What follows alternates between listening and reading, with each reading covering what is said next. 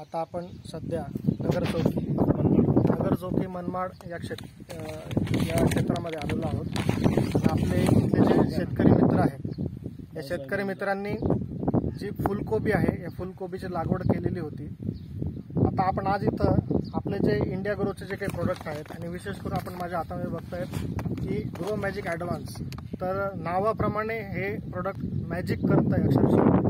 तर काही कारणाने आपण त्या आपल्या शेतकरी मित्रांना भुवस्त्र सुद्धा दिलेलं होतं, पण ते भुवस्त्र टाकू नाही शकले काही कारणास्तव।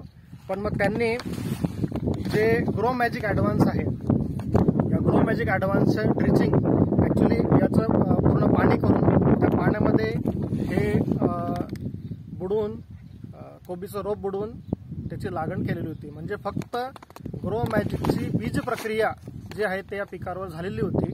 आता तुम्ही बघतायत माझ्या हातामध्ये हे दोन प्रकारचे रोपं आहेत, म्हणजे जे लावलेले रोपं आहेत। आता माझ्या जे उजव्या हातामध्ये जे रोप आहे याची लागवण जी आहे ती ह्या रोपाच्या 4 दिवस अगोदर झालेली आहे, 4 ते 5 दिवस अगोदर झालेली आहे आणि याची लागण त्याच्या 4 दिवसानंतर झालेली आहे। आता माझ्या डाव्या हातामध्ये आपण बघतायत हे जे रोप आहे हे ग्रो मॅजिक मध्ये बीज प्रक्रिया करून लावलेलं हे रोप आहे।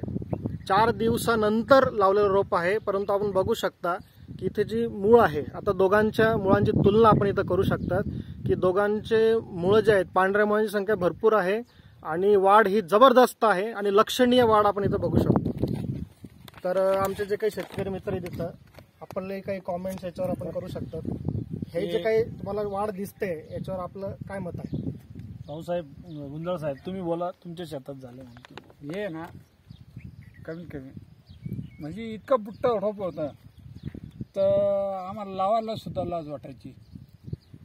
तर हे ना टन्नक होतं, म्हणजे त्या मानाने हे 2 इंच म्हणजे 2-3 इंच वाढ ना, 2-3 इंच वाढ। हा, म्हणजे 5 दिवस लेट लावून सुद्धा 2-3 इंच वाढली वाढ।